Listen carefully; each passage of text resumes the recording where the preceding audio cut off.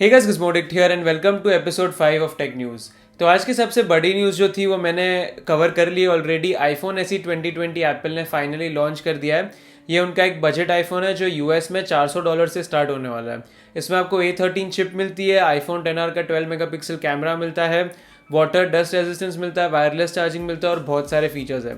तो मैंने आज सुबह एक डेडिकेटेड वीडियो अपलोड किया था आईफोन एसई 2020 के बारे में, उसके स्पेसिफिकेशंस के बारे में और उसकी इंडियन प्राइसिंग और मेरे ओपिनियंस के बारे में भी। तो अगर आपको आईफोन एसई 2020 के बारे में और जानना है तो आप यहाँ पे जाके उसे देख सकते हो।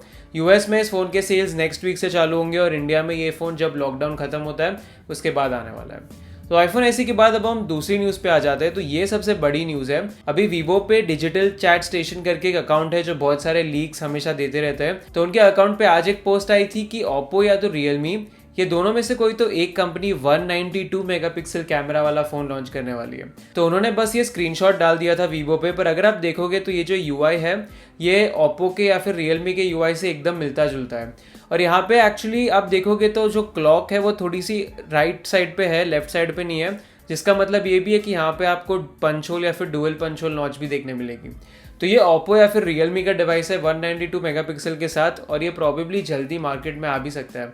शायद ये ओप्पो का नया रेनो सीरीज़ का फ़ोन होगा या फिर ये रियलमी X3 सुपर जूम जो हमने बीच में देखा था वो भी हो सकता है, या फिर ये एक प्रोटोटाइप भी हो सकता है, पता नहीं। बट ओप्पो और रियलमी 192 मेगापिक्सल के साथ टेस्टिंग तो कर ही रहे हैं। उसके बाद आज की एक और मेजर न्यूज़ जो आई है वो शाओमी की तरफ से आई है। तो यहाँ पे शाओमी के मी इंडिया के ट्विटर हैंडल पे उन्होंने टीज कर दिया है कि शाओमी का जो रोबोट वैक्यूम क्लीनर है वो मोस्टली कल लॉन्च होने वाला है। तो अगर आपको नहीं पता तो ये रोबोट वैक्यूम क्लीनर क्या होता है, ये शाओमी चाइना में बहुत टाइम से बेच रहा है। तो ये बेसिकली एक वैक्यूम क्लीनर टाइप है जो पूरे आपके घर में घूम के आपके घर की सफाई कर सकता है। तो अभी रिसेंटली तो सब घर पे बैठे, आई थिंक 90% ऑफ द लोगों के घर पे अभी फिलहाल कोई मेड्स या हाउस हेल्प भी नहीं है, तो सब काम हमें ही करना पड़ता है। मेरे घर पे भी खुद मैं ही काम करता हूँ। तो इसी बीच अगर शाओमी ये रोबोट वैक्यूम क्लीनर लेके आता है तो बहुत सारे लोगों की हेल्प हो जाएगी।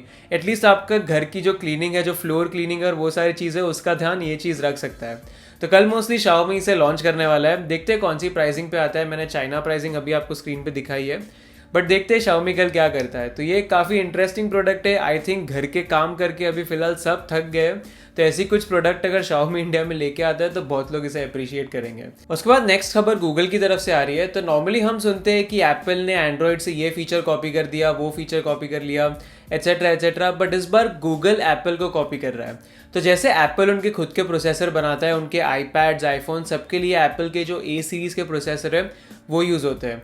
तो उसी तरह अब गूगल सैमसंग के साथ पार्टनरशिप करने वाला है उनके पिक्सेल फ़ोन और क्रोमबुक्स के लिए प्रोसेसर बनाने के लिए। तो अभी तक गूगल क्वालकॉम के प्रोसेसर्स यूज़ करते हैं उनके फ़ोन में, स्नैपड्रैगन के प्रोसेसर, बट जैसे आप सबको पता है 5G के साथ क्वालकॉम ने उनके प्राइसेस बहुत ही बढ़ा दिए प्रोसेसर के। तो 865G और वो सारे प्रोसेसर्स हैं उसके लिए क्वालकॉम बहुत ही ज़्यादा पैसा चार्ज करता है और गूगल को प्रॉब्ली अब इंडिपेंडेंट होना है, क्योंकि जैसे आप क्वालकॉम जैसे कंपनीज पर डिपेंडेंट होते हो तो अगर वो उनके प्राइसेस बढ़ाते हैं तो आपको भी आपके फ़ोन के प्राइस बढ़ाने पड़ते हैं।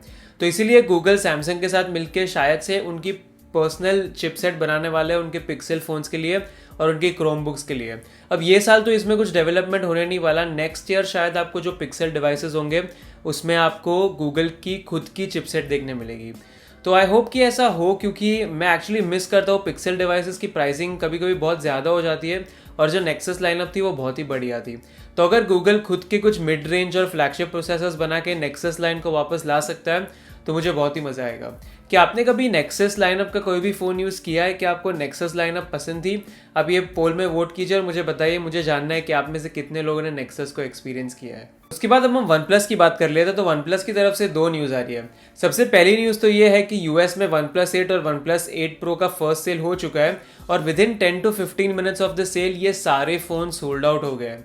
आप देख सकते हो अभी वन प्लस यूएस की वेबसाइट पे कुछ भी अवेलेबल नहीं है। जल्दी ये फ़ोन्स वापस आएंगे, बट 15 मिनट में सारे फ़ोन्स, आप बेस वेरिएंट की बात कर लो, टॉप वेरिएंट की बात कर लो, वन प्लस 8 की बात कर लो, 8 प्रो की बात कर लो, सारे फ़ोन सोल्ड आउट हो चुके हैं। तो ये वन प्लस के लिए बहुत ही अच्छी चीज़ है, क्योंकि सब बोल रहे थे कि 8 और 8 प्रो इतने महंगे हैं, मुझे नहीं लगता कि लोग लेंगे, खरीदेंगे। बहुत सारे लोग वन प्लस को हेट दे रहे थे, बट वन प्लस के हिसाब से यूएस में उनके फ़ोन 10 से 15 मिनट में सोल्ड आउट हो गए।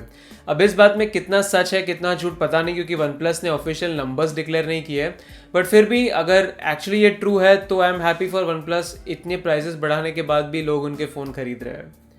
दूसरी जो न्यूज़ जो वन प्लस से आ रही है वो ये है कि यहाँ पे वन प्लस ने ऑलरेडी चाइना में टीज कर दिया है कि अप्रैल 17 को उनका एक और फ़ोन आने वाला है।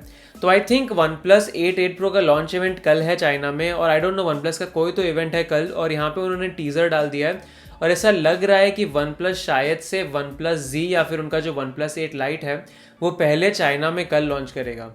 अब कल इवेंट है तो मैं आपको कल के टेक न्यूज़ में बता दूंगा एक्चुअली कि क्या हुआ है वन प्लस के इवेंट में, बट लोगों का ऐसा मानना है कि कल वन प्लस उनका वन प्लस जेड या फिर वन प्लस 8 लाइट चाइना में लॉन्च करने वाला है। यहाँ पे मीडियाटेक वापस न्यूज़ में आ गया है, तो अगर आपको नहीं पता, आप कुछ दिन से न्यूज़ फॉलो नहीं कर रहे, तो मीडियाटेक एक्चुअली वापस एक कॉन्ट्रोवर्सी में आ गया है, क्योंकि ऐसी बात बाहर आई है कि मीडियाटेक उनके फ़ोन्स में चीटिंग करता है बेंचमार्क्स के लिए। तो अपेरेंटली मीडियाटेक ने कुछ ऐप्स के लिए ऐसे प्रोविजन रखे कि लेट्स से आप Antutu या Geekbench चला रहे हो तो वो एक स्पेशल मोड या फिर एक स्पेशल चीज़ एक्टिवेट करते हैं उनके प्रोसेसर में, जिससे प्रोसेसर थोड़ा ज़्यादा ओवरक्लॉक हो जाता है और फिर बेंचमार्क्स में आपको ज़्यादा रिजल्ट्स देता है। तो अभी मीडियाटेक पकड़ा गया था, और उसके पहले बहुत टाइम पहले आई थिंक सैमसंग भी पकड़ा गया था इसमें, और हुआवे का भी कुछ तो सीन हुआ था।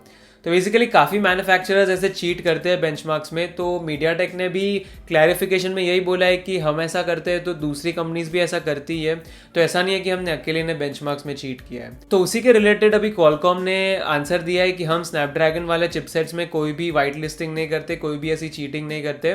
तो पता नहीं मीडियाटेक क्या कर रहा है। तो ये थोड़ी सी नोक झोंक चलती है ये सारे ब्रांड्स में, बट मेरे हिसाब से क्या होता है कि बेंचमार्क्स में चीट हर ब्रांड करने का ट्राई करती है, तो आपको क्या करना होता है कि बेंचमार्क स्कोर्स पे भरोसा नहीं करना होता है। हम रिव्यूअर्स जो आपको एक्चुअल रियल वर्ल्ड यूसेज देते हैं, जो अनबायस्ड रिव्यूज़ देते हैं, उस पर आपको आपका ओपिनियन बेस करना चाहिए। कभी सिर्फ बेंचमार्क नंबर्स को देख के फ़ोन डिसाइड मत करना कि कौन सा लेना है या कौन सा नहीं लेना है। जस्ट बिकॉज एक फ़ोन का बेंचमार्क में स्कोर दूसरे फ़ोन से ज़्यादा आता है, ऐसा ज़रूरी नहीं है कि वो दूसरा फ़ोन बेटर ही होगा। उसके बाद यहाँ पे मोटरोला के 2 नए फ़ोन्स नेक्स्ट वीक आने वाले हैं, मोटरोला एज और मोटरोला एज प्लस। तो मोटरोला के वैसे काफ़ी टाइम से कोई इंटरेस्टिंग फ़ोन्स इंडिया में आए नहीं है। उनका जो लास्ट फ़ोन था मोटो G8 प्लस, वो भी उतना कुछ खास नहीं था। तो एक्चुअली मोटो एज और एज प्लस थोड़े से इंटरेस्टिंग डिवाइस लग रहे हैं मुझे, क्योंकि यहाँ पे मोटरोला आपको 765G देगा एच पे और 865 देगा एच प्लस पे, और यहाँ पे ये दोनों फ़ोन्स 5G होने वाले हैं। और ऊपर से यहाँ पे इन फ़ोन्स पे आपको 90 हर्ट्ज़ का कर्व्ड डिस्प्ले भी मिलने वाला है, इसलिए इसका नाम एज रखा गया है, क्योंकि वन प्लस प्रो सीरीज़ जैसे आपको कर्व डिस्प्ले मिलने वाला है।